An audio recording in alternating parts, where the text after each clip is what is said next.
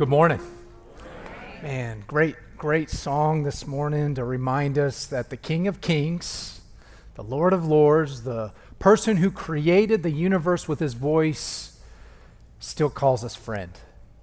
And maybe you came in here wondering if I have any friends. Let me just tell you today, you have a friend in Jesus. If that's all you needed to hear today, I hope you receive that and receive that well.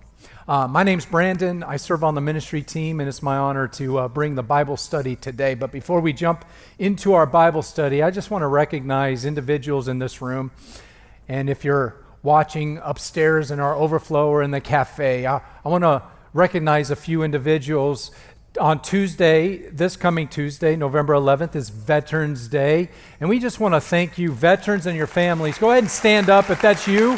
Veterans and your family, please stand up. Thank you. Thank you. We love you. We appreciate everything that you've done for us and our country, your sacrifices. I mean, listen, and when you think of the goodness of God, you got to think of how good that God has put us in this country that's protected by individuals like you, that we have the freedoms that we have because of individuals like you. So we are grateful. It's on Tuesday, so would you make an intentional effort this week as people of CAV to make sure you thank a veteran on Tuesday? Would you do that? We'd appreciate that, and I know they will too. Well, I'm excited because this message has been near and dear to my heart. God's been moving and working in my spirit with the content that I'm going to share with you today. I don't know about you, but I still remember moments in my childhood that are just ingrained in my head. And one of those is the church that I worshiped in as a young boy. My dad was the pastor, and on a good day, in that church, we'd have maybe 100 and 120 people on a good day, which is basically like this area right over here. That was a good day. And I remember the moment in the service where the host or the pastor would get up and invite a time of offering. Do you remember this moment? We don't do that as much anymore. COVID kind of took that away from us, and honestly, a lot of the tithing and giving is done digitally. It's done online. But I remember the moment he would get up in front of he would say this: it's time to worship God through giving.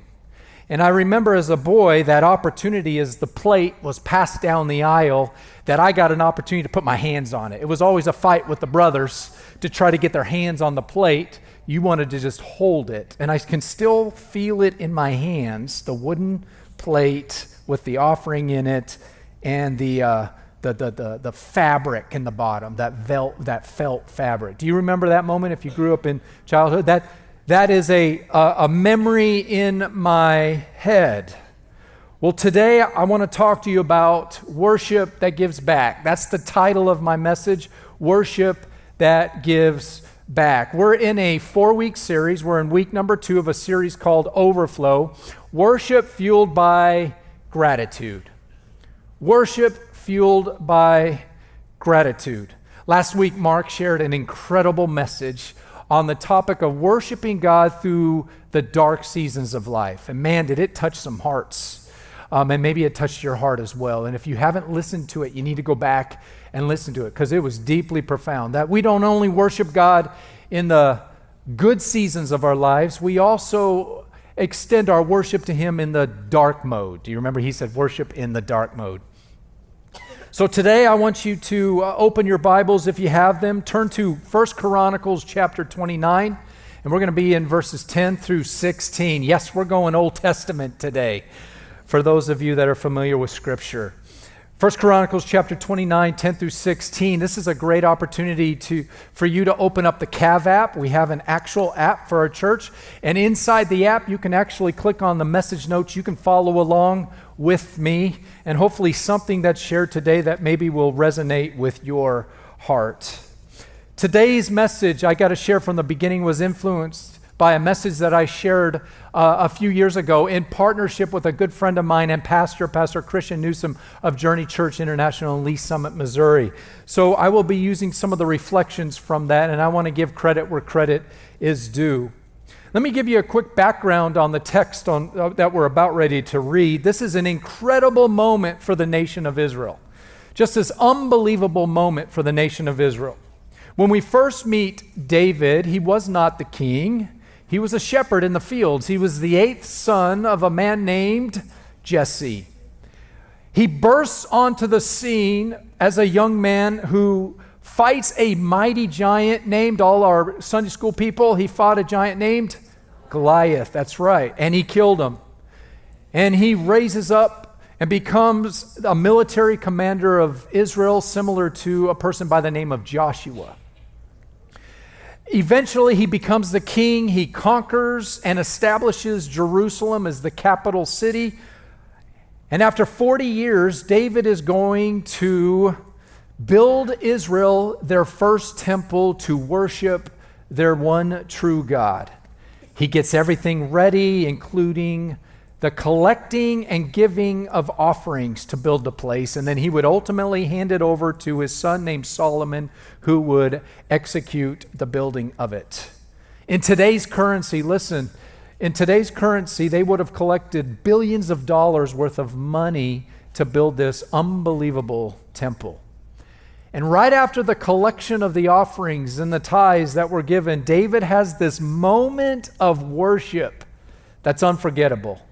And he has it because of the outpouring and the overflow of generosity from the nation of Israel. And that's the moment we step into here in 1 Chronicles. So let's read it together. It says this: David praised the Lord in the presence of the whole assembly, saying, "Praise be to you, Lord, the God of our father Israel, from everlasting to everlasting. Yours, Lord, is the greatness and the power and the glory and the majesty and the splendor, for everything in heaven and earth is yours. Yours, Lord, is the kingdom. You are exalted as head over all. Wealth and honor come from you. You are the ruler of all things. In your hands are strength and power to exalt and give strength to all. Now, our God, we give you thanks and praise your glorious name. But who am I? And who are my people that we should be able to give as generously as this? Everything comes from you, and we have given you only what comes from your hand. We are foreigners and strangers in your sight, as were all our ancestors. Our days on earth are like a shadow without hope. Lord our God, all this abundance that we have provided for building you a temple for your holy name comes from your hand, and all of it belongs to you.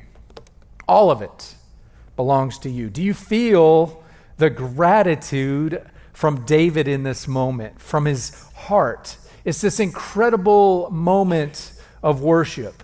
And that's really the heart behind my teaching today, and it's really the heart behind our entire series, that worship is the overflow of gratitude in our heart. And we really want you to have a renewed perspective of what worship is. Because I have a deep concern. And that concern is this, that worship has been severely watered down today. And it's been severely watered down in several ways. Let me just share a few of those with you. One, I think we've compartmentalized worship. We have created categories where we may say something like, we are now entering into a time of worship. It's a style of music. It's maybe a moment in a service. We've compartmentalized worship. We've also commercialized worship. We've transformed spiritual practices into profit-driven ventures or entertainment experiences. We've consumerized worship. We approach worship primarily to get something out of it, to maybe be entertained. Maybe you've even said this, or maybe you've heard it said. You might be out in the lobby and someone may come up to you and say, man, I thought the worship was really good today. Or maybe they'll say something different like, ooh, that vocalist was a little off today. Or the drummer was, not hitting on cue, man. It just didn't do anything for me. We've consumerized worship. And then finally, worship has become more of a comfort-seeking venture. Worship has become a pursuit of personal satisfaction, or that strive for an emotional experience rather than a true sacrificial surrender to God. So I would argue that if we're not careful, we will lose the true meaning of worship. So the question is what is worship? What is true worship? Worship is not only something we do, it is who we are. We are worshipers of God. We are wired for worship. I love this great definition of worship. Worship is the wholehearted response to the greatness and worth of God. Worship is an attitude of reverence, of love, and submission expressed through words, actions, and a way of life. I love this definition because it'll lead us into where I want to take us today. A great man by the name of A.W. Tozer said, worship is giving God the best he has given you. Could it get any simpler than that? Worship is giving God the best he has given you. Here's my argument. We just don't give our time. We just don't give our treasures. We don't just give our talents. No, we give back. We give back. And I think there are three powerful principles in our passage today that will help us understand when it comes to worship, we give back. So what's principle number one? What's principle number one of worship that gives back? The first one is this, and most important, we give back because everything comes from God and belongs to God. Everything comes from God and belongs to God. The question is, do you believe that? Do you really, truly believe that? You know, we admit this every time we say the Lord's Prayer. Have you memorized the Lord's Prayer? Remember that moment that the disciples come to Jesus and they say, Jesus, teach us to pray like you. And Jesus teaches them this prayer. He says, Our Father, who art in heaven, hallowed be thy name. I learned it in King James Version, so you'll have to bear with me. Your kingdom come. Your will be done on earth as it is in heaven. Give us this day, what? Our daily bread. And forgive us our trespasses as we forgive those who trespass against us. Lead us not into temptation, but deliver us from evil. Now here it is. For yours is the kingdom, and yours is the power, and yours is the glory forever and ever. Yours is the kingdom, yours is the power, yours is the glory forever and ever. We give back because everything comes from God and belongs to God. Look at verse 11 of this great passage, and you're going to see some similarities.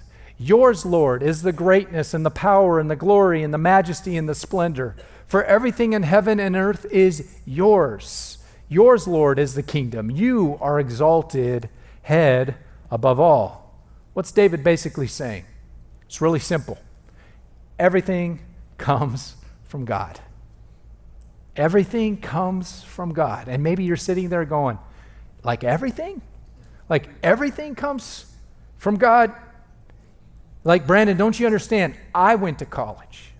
I got the education. I got the job. I did the work. I got the paycheck. I bought the cars. I bought the house. I put the groceries in the fridge. Like, everything comes from God? Well, David believed it. David believed everything comes from God, which means this: although it feels like we earned it, we don't own it. But we have it, so we have a responsibility. More importantly, we have a response. And what's that response? It's a word we don't use very often, but it's a word that's got a lot of potency, and it's simply this word here. It's stewardship. Everybody say stewardship. That's good. Stewardship. What does that mean? Stewardship is the conducting, the supervising, or managing of something. It's the careful and responsible management of something entrusted to one's care. Stewardship is taking care of something that's not yours as if it was yours. That's stewardship. Stewardship is being given something to manage on behalf of someone else. Anybody like to go on cruises? Anybody? Raise your hand. Come on, you can raise them out. You can admit it. It's okay. I love going on cruises. Our family loves going on cruises. I love the food. I love the entertainment. I love the food. but I really love the service. Anybody enjoy the service on a cruise? They give you what's called a room steward, and that's my favorite person on the ship. The room steward is my favorite person. Why? I don't have to make my bed for a few days or for a week. They clean up the room. I love that when you walk back in after the room steward has been in there and everything on the counter has been nicely organized. I love that. I love that. The room steward. Several years ago, my family went on a cruise, and we took the extended family. We had a great time. Many of you know my son Peter. He has special needs, and for some reason, he and my son were sharing a room, and they were upgraded.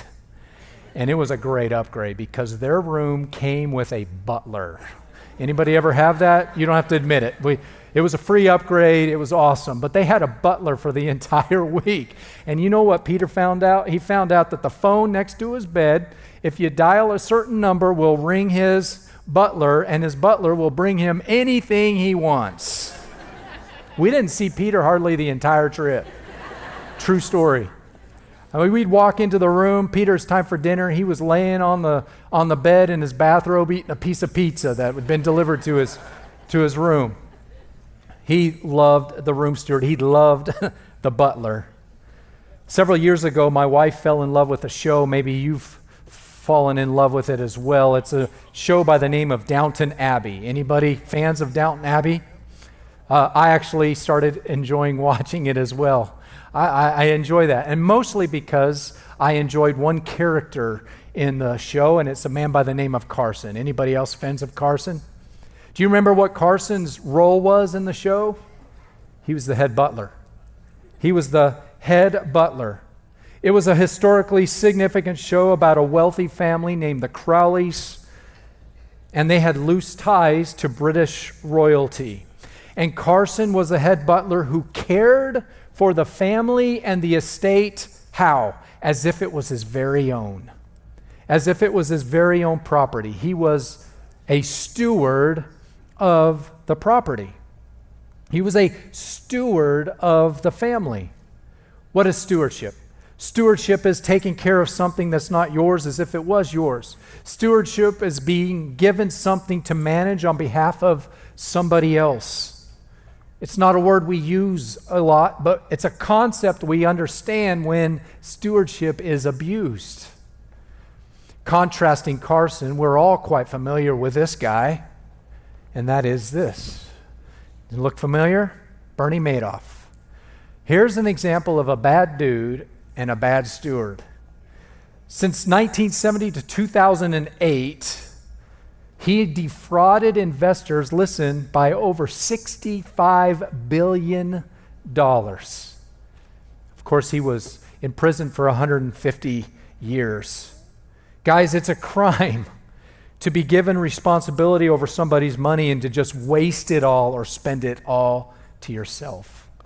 Imagine going to your bank and your desire is to withdraw some of the money that you have put into the care of the bank, only for the teller to say, listen, we're looking for your money, but we've lost it. We don't know where it's at. Or maybe even worse yet, you go to withdraw money and the teller says, listen, I spent it all. Sorry, my bad. Guys, money in the bank comes from us and belongs to us. Your bank is the steward of the money. And guys, when it comes to the finances we have, we are the banker. And the money is all God's, and we're supposed to take care of it for Him. We're not supposed to waste it all or spend it all without any thought to how the owner wants it to be spent or managed. So we give back because everything comes from God and belongs to God. But what's principle number 2? I think you're going to see it in David's heart in verse 14. Let's look at it together. David writes this, but who am I? And who are my people that we should be able to give as generously as this? Everything comes from you, and we have given you only what comes from your hands. Worship that gives back, principle number 2 is this. We give back because it reflects humility and gratitude. We give back because it's a great reflection of humility and gratitude. David humbly asked this, who am I? Who am I that we should be able to give as generously as this? David realized that giving was a privilege, not a burden. It wasn't a have to, it was a get to. I get to give back. You see, true generosity flows from a humble heart that recognizes both the giver and the gift comes from God. You see, David didn't see it as a burden by having to manage God's way or even having to give, and neither did the people of Israel. Which leads us to a really important truth that I want you to understand. When we see everything we have as a gift from God that ultimately belongs to God, it really changes three things in our life. It changes the way we see God, it changes the way we see money, it changes the way we see God's connection to money, but it really changes three things in us. And what are those things? It's gratitude. It changes gratitude in our lives. It changes accountability, and it changes our responsibility. It changes gratitude, accountability, and responsibility. And this is really important for us to understand. Money becomes that area in our life that allows the master to see our heart. To see our heart. And guys, I just got to be open and honest with you. It's really easy to not see money this way. It really is.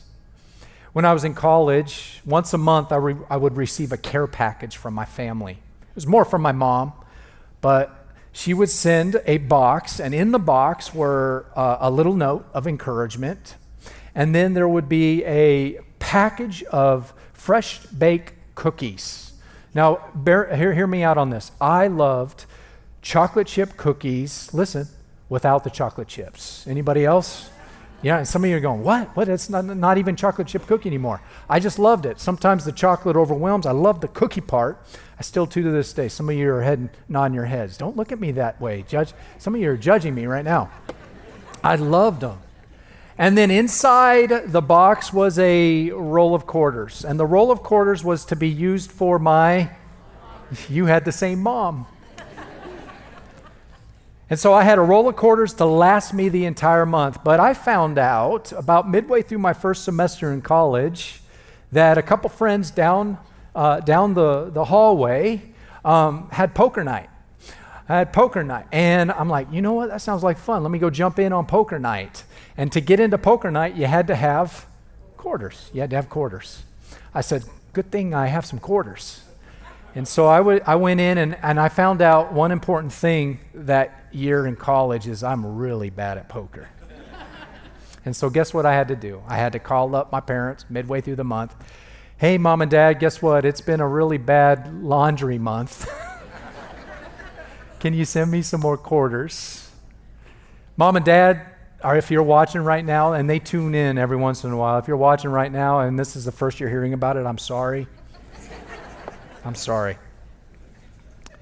I was expected to use the quarters for laundry. I had accountability. I had a responsibility. That's what it was supposed to do. But my attitude revealed a heart that wasn't grateful, it wasn't accountable, and it wasn't responsible. And my response to my parents' goodness to me was not good. In fact, I dishonored my parents and what they had given to me by requesting more quarters midway through the month. So here's the reality. Showing gratitude, being accountable, and being responsible do what? They show honor to God. They show honor to God. And they reveal my heart towards Him. So this is the point of this principle of stewardship. This is the point of worship, that we show honor to God. Look at what Solomon says in Proverbs chapter 3, verse 9. He says, honor the Lord with your wealth. Honor the Lord with your wealth. What does it mean to honor?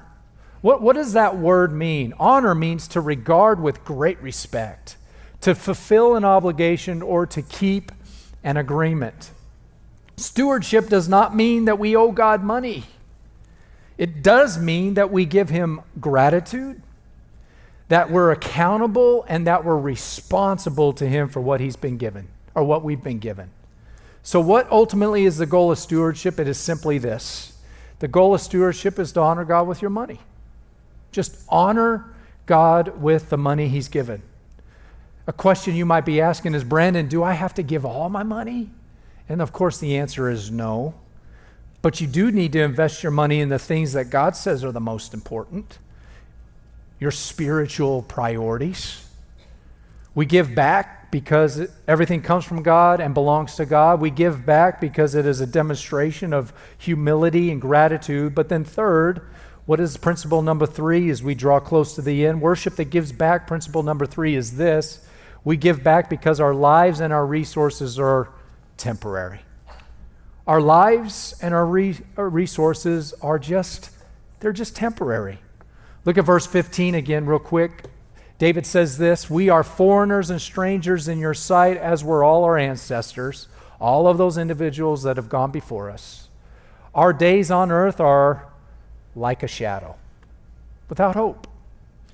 Our days on earth are like a shadow. This truth shapes stewardship with an eternal perspective, guys. Our time, our wealth, our possessions are temporary tools to honor God and advance his kingdom for his purposes. It's never just about money, and it's rarely just about us. It's almost always about how we're using what God has given to us to do what he's called us to do. So don't make life about money. Don't make life about money. The writer of Proverbs, Solomon, says this in chapter 23, verses 4 and 5. Do not wear yourself out to get rich.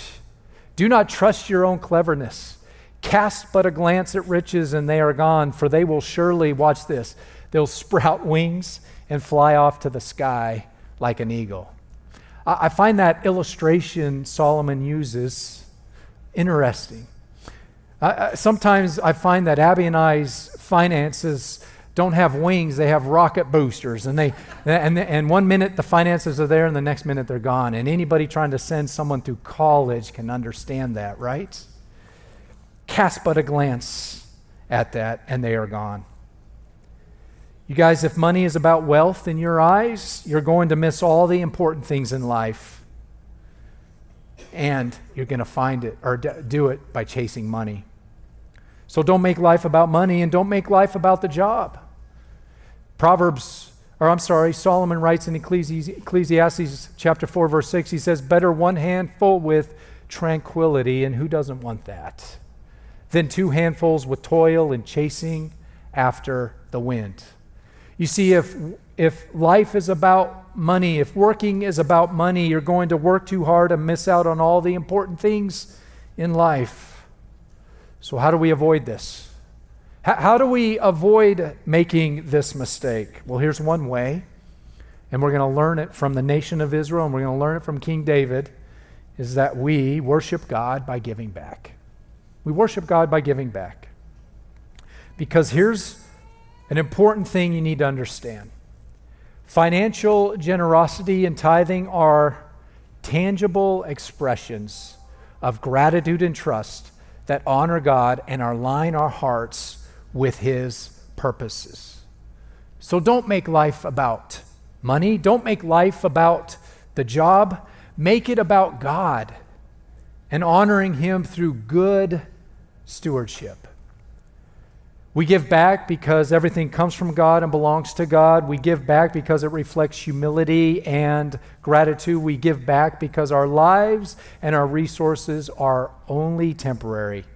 And giving back isn't just a financial decision, it's a spiritual act of worship that overflows from a grateful heart that both reveals and deepens our trust in God. You know, I almost hesitated in sharing this message this week in light of what our economy is in and the government shutdown, but I realized this, and Mark talked about it a few weeks ago, that Jesus taught 30 to 40 parables in his life on this that we know of, that were recorded, and 25% of them were on finances and money. Why? Why did he do that? I think it's because of this, that Jesus knew that money could be one of the strongest rivals to your heart. Could be one of the strongest rivals to your heart. A lot of other things could be, but money is probably top. Jesus taught on the Sermon on the Mount, for where your treasure is, there your heart will be also. That means a person's heart and affections will follow what they value most. And this is something you need to understand, that God's not after your money. He's not after your money. He's after your heart.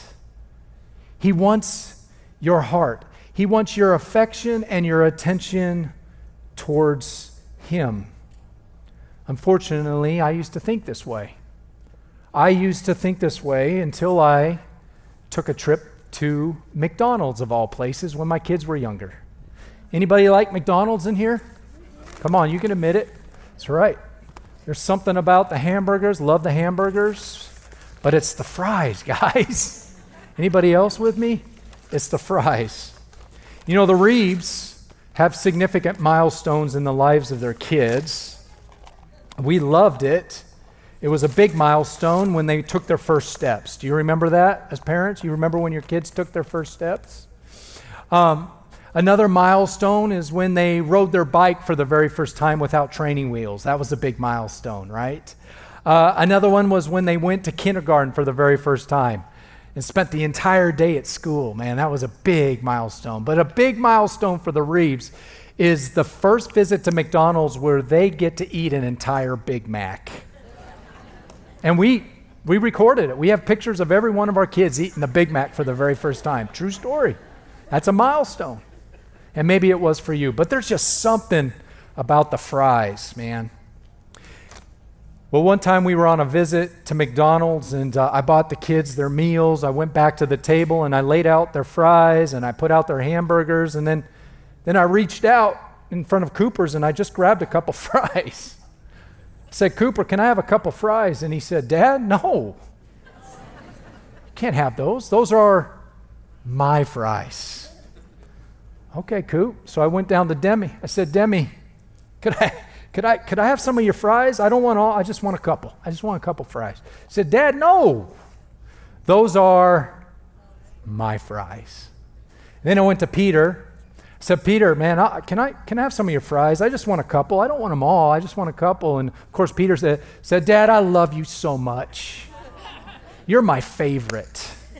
Of course you can have all my fries if you want them. I just love you. I honor you. And as a token of my appreciation, you can have as many as you want. Of course he didn't say that.